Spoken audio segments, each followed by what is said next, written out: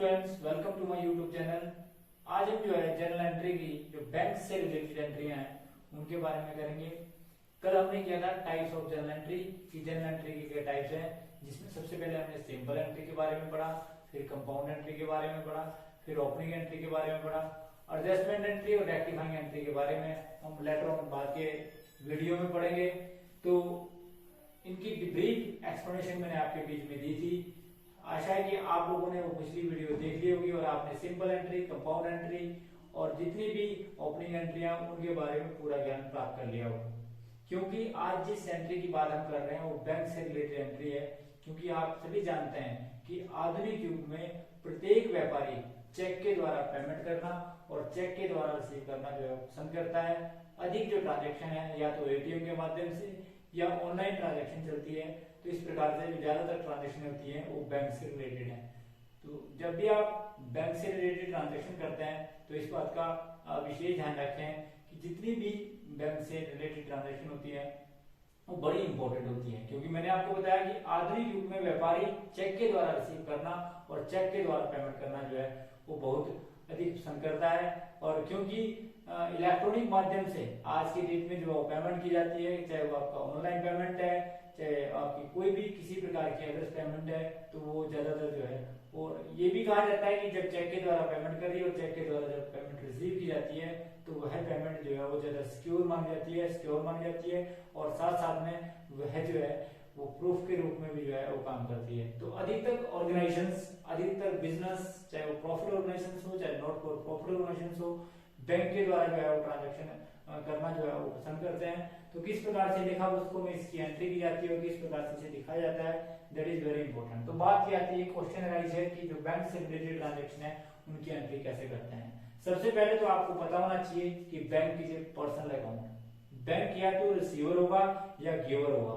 जब भी कभी बैंक रिसीवर होगा तो बैंक डेबिट होगा और जब भी कभी बैंक गिवर होगा तो बैंक क्रेडिट होगा। क्योंकि पर्सनल अकाउंट का रूल है debit the receiver and credit the giver. जो भी कुछ बैंक को रिसीव होगा तो उस कंडीशन में बैंक डेबिट होगा, जो भी कुछ बैंक पेमेंट करेगा तो उससे बैंक हमेशा क्रेडिट होगा। तो इस बात का विशेष ध्यान रखें। अगर आप, सबसे बड़ी बात है कि आप ये बात जानते हैं कि यदि बैंक को पैसा मिलता है, बैंक को पैसा कम मिलता है या बैंक से पैसा कम निकलता है, उसके बारे में आप सभी को पता है। परंतु बात यह थी कि इसकी जर्नल एंट्री किस प्रकार से की जाती है कि जब बैंक में आप पैसा जमा करते हैं या बैंक में खाता खोलते हैं तो बैंक का अकाउंट बढ़ता है। इसी प्रकार से जब आप बैंक से पैसा निकालते हैं, चाहे अपने घरेलू उपयोग के लिए और चाहे बिजनेस के लिए, तो आपका बैंक कम होता है। एनी टाइप ऑफ पेमेंट से भी जो है वो बैंक हमेशा कम होता है। एनी टाइप ऑफ इनकम से जो है अगर कहीं से पैसा रिसीव होता है तो उससे बैंक बैलेंस बढ़ता है। और अगर कोई भी आपको इंटरेस्ट रिसीव होता है तो उससे भी बैंक बैलेंस बढ़ता है। अगर आप इंटरेस्ट पे करते हैं तो बैंक जो है उसमें जो है आपका बैंक क्रेडिट होता है। तो बड़ी इंपॉर्टेंट आइटम्स हैं, ध्यान रखना इस बात का। इसको बड़े ध्यान से आपने समझना है तो और बड़े गौर लगा के समझना है कि जो मैं बात बोल रहा हूँ उसको आप जो है वो कैसे समझते हैं। ध्यान रखें इस बात का। अगर आप वीडियो को बीच में क्लिक करते हैं तो आपको बैंक से रिलेटेड ट्रांजेक्शन समझ नहीं आएगी। इसलिए कभी भी वीडियो को आपने अगर देखना हो तो पूरा समय लगाकर और पूरा शुरू से अंत तक देखें, जिससे आपको जो भी टॉपिक बताया जा रहा है वो टॉपिक जो आसानी से समझ आए और वह आपको लंबे समय तक जो है आपको मेमोराइज रहे, आपको याद रहे। तो इसके लिए एक क्लियर से इंडिकेशन है कि आपको इस वीडियो को अंत तक देखना पड़ेगा। तो बैंक से रिलेटेड ट्रांजेक्शन की हम बात कर रहे थे कि बैंक जो एक प्रकार का पर्सनल अकाउंट है। पर्सनल अकाउंट का रूल है debit the receiver credit the giver. मैंने आपको बताया कि यदि भी बैंक हमेशा डेबिट करने से बढ़ता है। बैंक कब बढ़ता है? जब आप बैंक को डेबिट करेंगे। जब आप जर्नल एंट्री में बैंक को डेबिट करेंगे तो हमेशा बैंक बैलेंस बढ़ता है, अर्थात बैंक बढ़ता है। अगर आप बैंक को क्रेडिट करेंगे तो हमेशा बैंक क्रेडिट होता है। ये तो मैंने आपको बड़े साधारण शब्दों वाली बात करी कि बैंक बढ़ता कब है। बैंक तब बढ़ता है यदि आप किसी भी ट्रांजेक्शन में बैंक को डेबिट करेंगे और कैश को क्रेडिट करेंगे, या जिससे आपको बैंक को रिसीव हुआ उसको क्रेडिट करेंगे या इंटरेस्ट को क्रेडिट करेंगे। तो इस कंडीशन में जो है हमेशा जो है वो बैंक जो है वो बढ़ता है, डेबिट करते हैं आप। बैंक हमेशा डेबिट करने से बढ़ता है और बैंक जो है वो क्रेडिट करने से जो है वो क्या होता है, कम होता है। तो एनी टाइप ऑफ पेमेंट से जो है वो, या आपने पैसा बैंक से निकाला पर्सनल यूज के लिए चाहे ऑफिस यूज के लिए, तो उससे बैंक बैलेंस कम होता है। तो इस बात का ध्यान रखें कि बैंक यदि रिसीवर है तो बैंक यदि रिसीवर है तो डेबिट किया जाएगा, और बैंक यदि गिवर है, बैंक यदि देने वाला है तो बैंक को क्रेडिट किया जाएगा। इस प्रकार से जो है वो बैंक से रिलेटेड जो ट्रांजेक्शन है उनकी एंट्री की जाएगी। सबसे पहली बात करते हैं कि बैंक से रिलेटेड सबसे पहले ट्रांजेक्शन क्या होती है। आप सभी जानते हैं, आप सबसे पहले बैंक में खाता खोलते हैं। यदि आप बैंक में खाता खोलते हैं यानी कि आप करते हैं when opening A bank account, जब आप बैंक में खाता खोलते हैं तो लेखा पुस्तकों में क्या एंट्री की जाएगी। सबसे इंपॉर्टेंट बात है कि सबसे पहला काम आपका क्या होता है कि आपका बैंक के साथ रिलेशन कब होगा, जब आप बैंक में खाता खोलेंगे, क्योंकि बैंक आपका खाता खोलेगा तो आप एंट्री करेंगे। आप सभी जानते हैं कि आप बैंक में जाएंगे और आप बैंक को बोल देंगे कि मेरा खाता खोल दो, ऐसा नहीं होगा। यदि भी जीरो बैलेंस का बैंक अकाउंट खोला जाता है परंतु उस जीरो बैलेंस बैंक अकाउंट का कोई भी महत्व नहीं होता, क्योंकि जिस बैंक में जीरो बैलेंस है ना तो बैंक आपको पैसा देगा और ना ही आपने बैंक को पैसा दिया। तो इसका कंडीशन में है कि जब आप बैंक में खाता खोलेंगे तो कुछ ना कुछ पैसा आप बैंक में अवश्य जमा कराएंगे, क्योंकि आपका मेन मोटिव होगा कुछ ना कुछ बैंक के साथ रिलेशन करना, चाहे वो आपने पेमेंट करनी हो, चाहे कभी चेक के द्वारा पेमेंट करनी हो, चाहे रिसीव करना हो।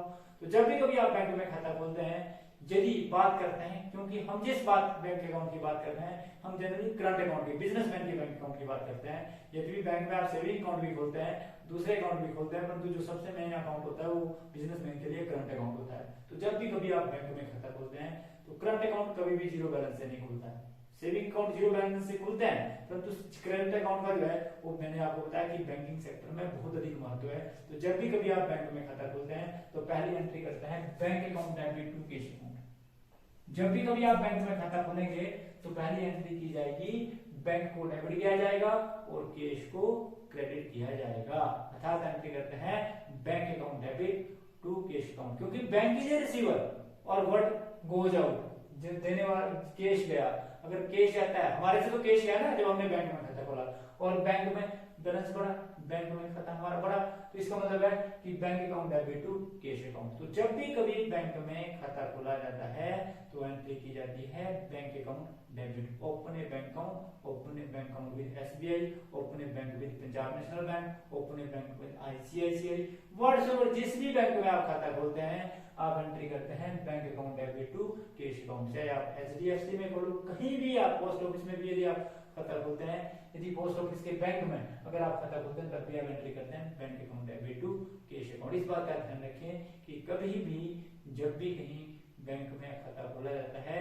तो आप एंट्री करते हैं bank account debit to cash account being open a bank account, इसकी कंडीशन लिखी जाएगी। उसके बाद यदि आप पैसा बैंक में जमा करते हैं, deposit into bank, when cash is deposit into bank, तो भी सेम एंट्री की जाएगी, क्योंकि इसमें भी बैंक रिसीवर है और कैश जो है वो गोज आउट है, तो आप एंट्री करेंगे bank account debit to cash account.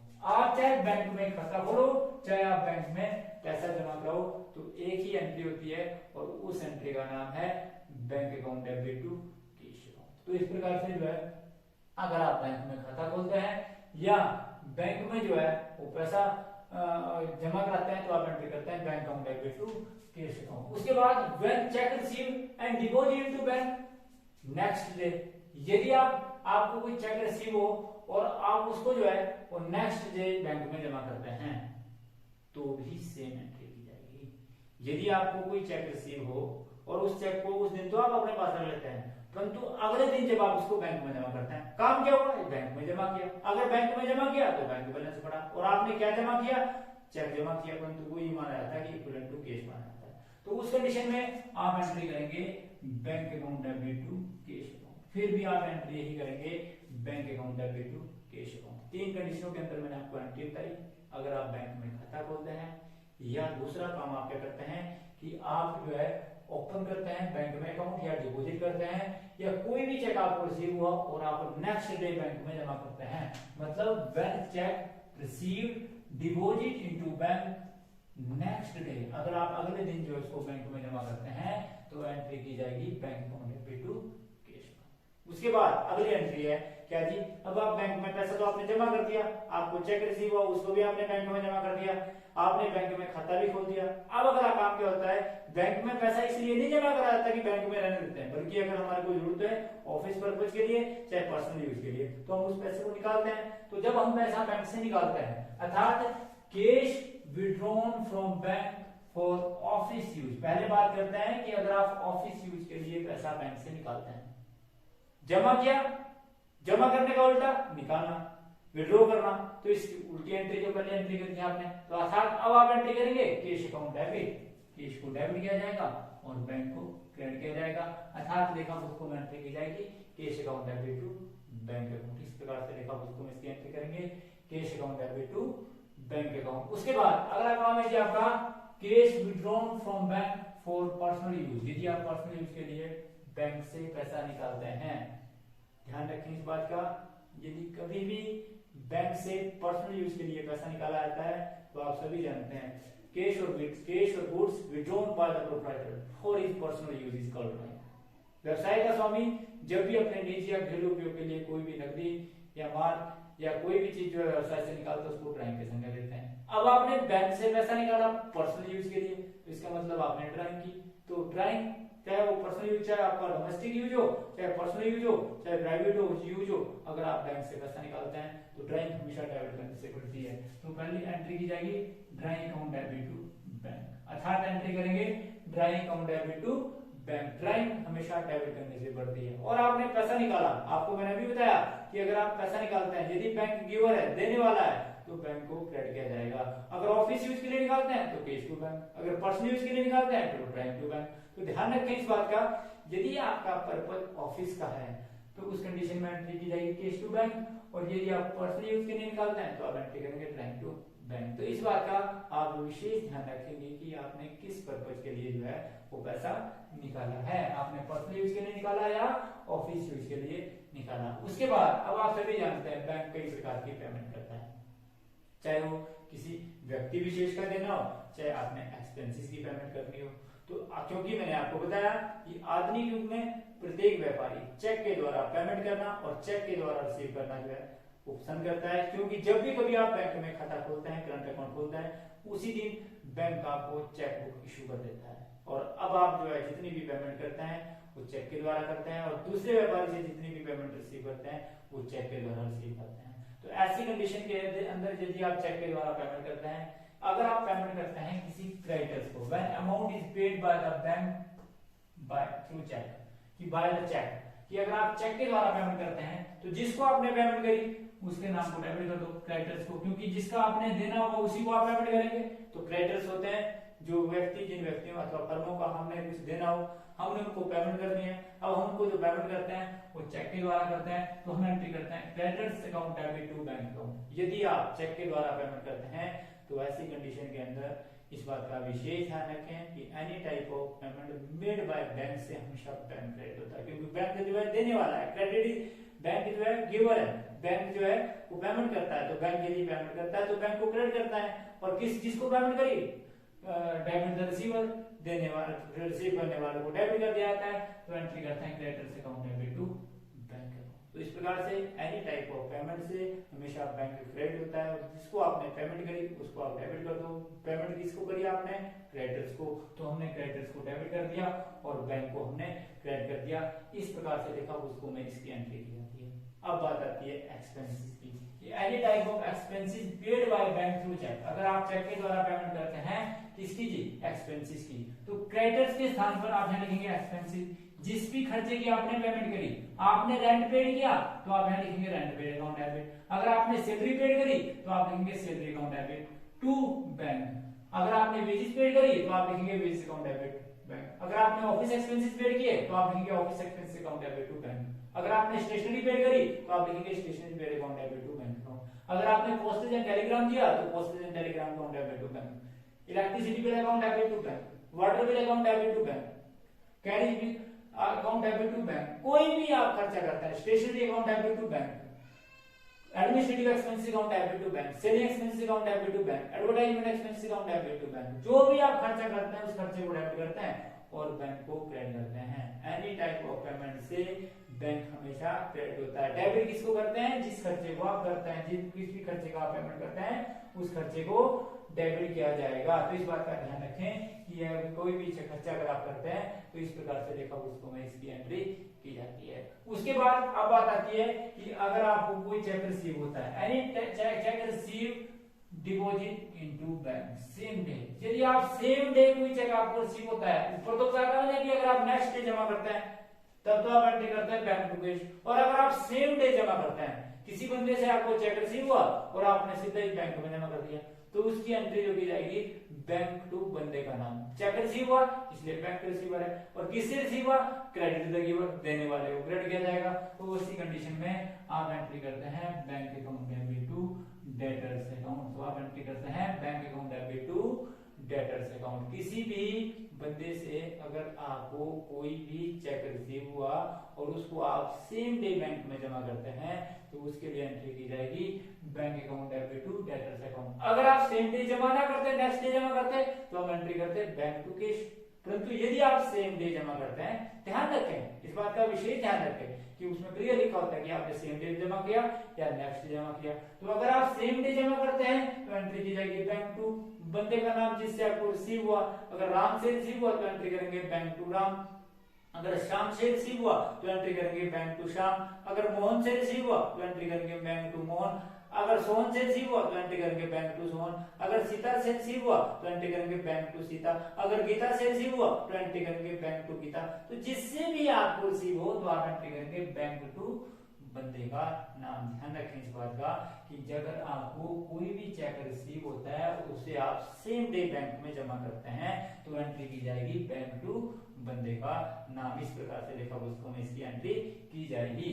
अब बात आती है कि अगर वह चेक डिसऑनर आता है, व्हेन चेक डिसऑनर, व्हेन जो चेक आपको रिसीव हुआ था यदि वह डिसऑनर हो गया तो आप सभी जानते हैं जो एंट्री आपने पहले की थी उसकी उल्टी entry, debtors to bank, Ram to bank, Shyam to bank, Mohan to bank, Sohan to bank, Sita to bank, Gita to bank. जो भी आपको रिसीव हुआ था, जिससे भी रिसीव हुआ था, यदि उसका चेक डिसऑनर हुआ, चेक के डिसऑनर होने का कारण ये होता है कि कई बार क्या होता है कि जिस बंदे ने चेक काट के दिया उसके बैंक में उतना बैलेंस नहीं है, या चेक जो है वो गलत डेट लिख दी, गलत signature, there are so many reason. Cheque के डिसऑनर के बहुत सारे कारण हो सकते हैं, उन कारणों का व्याख्यान करने लगे तो सुबह से शाम तक सकती है, क्योंकि बहुत सारे कारण ऐसे हो सकते हैं कि जिसके कारण जो है वो चेक डिसऑनर आता है। परंतु बात यह आती है यदि वह चेक डिसऑनर होता है तो आप किस प्रकार से लेखा पुस्तकों में इसकी एंट्री करते हैं। तो आप एंट्री करते हैं डेटर्स टू बैंक, डेटर्स को आप डेबिट करेंगे और बैंक को आप क्रेडिट करेंगे। इस प्रकार से आप लेखा पुस्तकों में इसकी एंट्री की जाएगी। उसके बाद आप सभी जानते हैं बैंक हमारे लिए काम करता है। करंट अकाउंट में ज्यादातर बैंक जो हमारे से चार्जेस लेता है या बैंक हमारे से इंटरेस्ट रिसीव करता है। तो बात ये आती है कि यदि बैंक जो है हमारे लिए जो है वो काम करता है, जैसे हमें चेक इशू करी तो बैंक ने हमारे से बैंक चार्जेस लेने हैं। इसी प्रकार से बैंक हमारे लिए कलेक्शन करता है, हमारे चेक की कलेक्शन करता है, या any type of payment made by bank through cheque और ऑन और आउटस्टैंडिंग इंस्ट्रक्शन। हमने बैंक को इंस्ट्रक्शन दी है कि भाई बैंक हमारा इलेक्ट्रिसिटी का बिल आया, आपने पेमेंट करनी है चेक के द्वारा। कोई भी हमारे चेक जो मैं काट के देता हूँ आपने सारी पेमेंट करनी है, चाहे रेंट है, चाहे सैलरी है, चाहे वेज है, चाहे ऑफिस एक्सपेंसेस है, चाहे किसी को पेमेंट करनी है, तो एनी टाइप ऑफ पेमेंट है। अब आपको पता होना चाहिए यदि बैंक आपके लिए काम कर रहा है तो बैंक आपको उसके बदले में आपसे चार्जेस देगा, क्योंकि बैंक आपका नौकर नहीं है बल्कि बैंक आपसे उसका खर्चा लेगा, आपसे चार्जेस लेगा। तो any type of charges charge by bank से बैंक चार्जेस को डेबिट किया जाएगा, बैंक चार्जेस को हमेशा डेबिट किया जाएगा। और क्योंकि आप सभी जानते हैं क्रेडिट द गिवर, देने वाले को क्रेडिट किया जाएगा, इससे हमारा बैंक बैलेंस कम होगा, इसलिए बैंक को क्रेडिट किया जाएगा। तो बैंक चार्जेस से हमेशा बैंक चार्जेस डेबिट होता है और बैंक को क्रेडिट किया जाता है। इस प्रकार से लिखा पुस्तकों में इसकी एंट्री की जाती है। उसके बाद बैंक चार्जेस के बाद अगली जो बात आती है वो आती है जी when interest is allowed by bank. यदि बैंक जो है हमें इंटरेस्ट अलाउ करता है, बैंक हमें इंटरेस्ट देता भी है, आप सभी जानते हैं, परंतु बैंक हमारे घर में आके हमें इंटरेस्ट नहीं देता है बल्कि हमारे बैंक बैलेंस को बढ़ा देता है। और यदि हमारा बैंक बैलेंस बढ़ता है तो आप सभी जानते हैं बैंक हमेशा डेबिट करने से बढ़ता है। तो बैंक को हम डेबिट करेंगे और इंटरेस्ट को जो है वो क्या किया जाएगा, क्रेडिट किया जाएगा। तो इस कंडीशन में क्योंकि इंटरेस्ट रिसीव हुआ इसलिए इंटरेस्ट को क्रेडिट करेंगे। अगर उल्टा होता कि बैंक हमारे को इंटरेस्ट जो हमारे से चार्ज करता तो उसकी उल्टी एंट्री करते। अलाउड की बजाय क्या करता, इंटरेस्ट अलाउड बाय बैंक से की बजाय इंटरेस्ट चार्ज बाय बैंक से, तो आप एंट्री करते हैं interest account debit to bank account. तो इस बात का ध्यान रखें कि उस कंडीशन में एंट्री होती है interest account debit to bank account. अब बात आती है इसके साथ साथ ये तो थी आपकी कुछ एंट्रियां कि आपने देखा कि बैंक में पैसा जमा हुआ या बैंक से पैसा निकाला, पर्सनल यूज के निकाला, बैंक ने खर्चा किया, बैंक ने रिसीव किया या क्या किया। अब एक क्वेश्चन ये भी आता है कि यदि कोई चेक जो है आपको रिसीव होता है और आप उसको बैंक में जमा नहीं करते हैं तो एंट्री की जाएगी सिंपल चेक, क्योंकि चेक जो है वो दो प्रकार के होते हैं। इसके बारे में आप विशेष रूप से समझ लें कि चेक जो है वो दो प्रकार के होते हैं। एक होता है बेयरर चेक और एक होता है क्रॉस चेक। एक होता है बेयरर चेक और एक होता है क्रॉस चेक। बेयरर चेक ये सिंपल चेक और क्रॉस चेक जो होता है वो अकाउंट पे चेक होता है। क्रॉस चेक में आप चेक के साइड में इस प्रकार से लिखते हैं अकाउंट पे, ऐसा लिखा जाता है। इस अगर किसी चेक के साइड में इस प्रकार से लिखा होगा अकाउंट पे तो वह चेक जो है क्रॉस चेक माना जाएगा। इस बात का ध्यान रखें, तो वह चेक जो है वो क्रॉस चेक माना जाएगा। इसका ज्यादा इंपॉर्टेंट रोल जो है वो रिसीव के टाइम में है। अब बात आती है यदि आपको बेयरर चेक रिसीव होता है तो आप ये मानते हैं कि आपको सिंपल कैश रिसीव हुआ, तब आप एंट्री करते हैं कैश अकाउंट डेबिट। तब आप एंट्री करते हैं कैश अकाउंट डेबिट टू बंदे का नाम जिससे आपको रिसीव हुआ। अगर आपको राम से रिसीव हुआ तो आप एंट्री करते हैं राम, अगर श्याम से रिसीव हुआ तो टू श्याम, अगर मोहन से रिसीव हुआ तो टू मोहन, अगर सोहन से रिसीव हुआ तो टू सोहन, अगर गीता से रिसीव हुआ तो टू गीता, अगर सीता से रिसीव हुआ तो टू सीता। व्हाट्सएवर जिससे भी आपको रिसीव हुआ तो आप एंट्री करते हैं कैश अकाउंट डेबिट टू बंदे का नाम जिससे आपको रिसीव हुआ। बेयरर चेक की कंडीशन में बैंक को डेबिट नहीं किया जाएगा, ध्यान रखें इस बात का। परंतु क्योंकि ये माना जाता है कि बेयरर चेक एक प्रकार का चेक होता है, क्योंकि अगर इस बात का ध्यान रखें बेयरर चेक में रिस्क बहुत ज्यादा होता है कि यदि वो खो जाए ना और जिसको मिल जाए वो है चेक उसी का हो जाता है।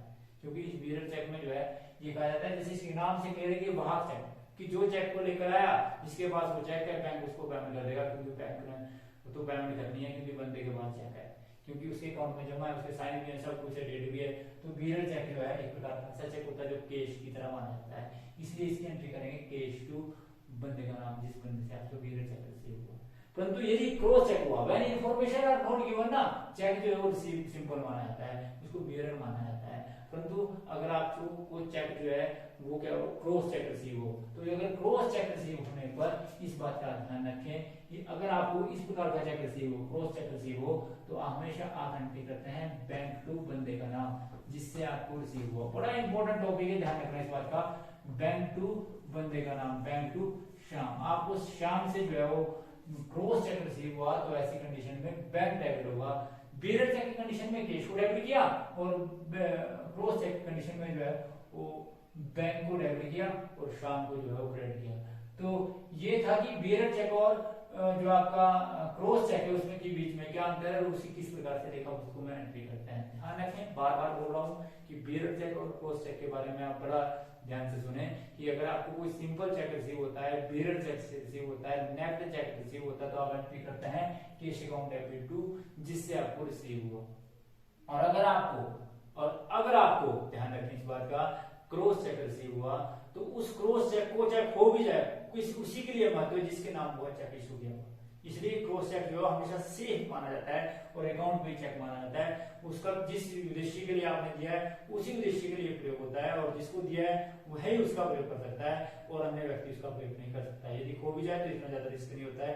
तो इसलिए ध्यान रखें कि क्रॉस चेक में हमेशा बैंक टू श्याम, आप उस चेक को 10 दिन भी रखो परंतु क्या होगा कि वह चेक जो है वो शाम ने दिया और बैंक में ही जमा होगा, तभी जो है उसका महत्व होगा। बेयरर चेक को तो अगर आप मान लो फॉर एग्जांपल आपने किसी के 1 लाख रुपए देने हैं और आप उसी चेक को जो है किसी दूसरे को दे दें तो ऐसी कंडीशन में बेयरर चेक को जो है वो दिया भी जा सकता है, जिसको आप चेक की इंडोर्समेंट भी बोलते हैं। कई बार चेक की इंडोर्समेंट भी ऐसी होती है कि आपको कोई चेक मिला और आपने उसी चेक को जो है बंदे को दे दिया, तो जिसको आपने दिया तो उसके लिए आप एंट्री करते हैं इंडोर्समेंट चेक की एंट्री करते हैं। अगर राम का चेक जो आपने किसको दिया, मोहन को दिया, तो आपने एंट्री करनी है मोहन टू कैश, तो एंट्री की जाएगी इंडोर्स की कंडीशन में एंट्री की जाएगी मोहन टू कैश।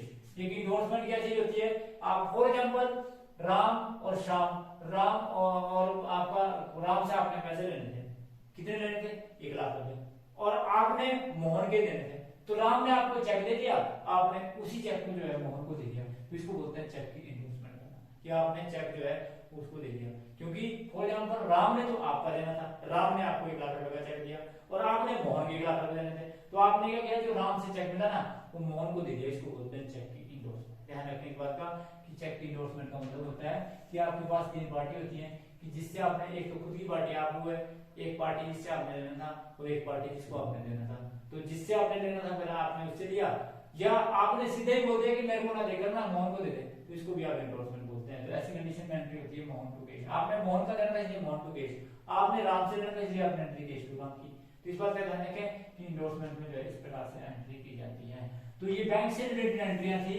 बैंक से रिलेटेड एंट्रियों का जो है रिकॉर्डिंग ऑफ बैंक ट्रांजैक्शन, किस प्रकार से जो है बैंक की ट्रांजैक्शन की आपने एंट्री करी, मैंने आपको पहले भी बताया था, वीडियो के शुरू में बताया था कि यदि जो है बैंक रिसीवर है तो बैंक को डेबिट किया जाएगा, यदि बैंक जो है गिवर है तो बैंक को क्रेडिट किया जाएगा, और इस प्रकार से लेखा पुस्तकों में इसकी एंट्री की जाएगी।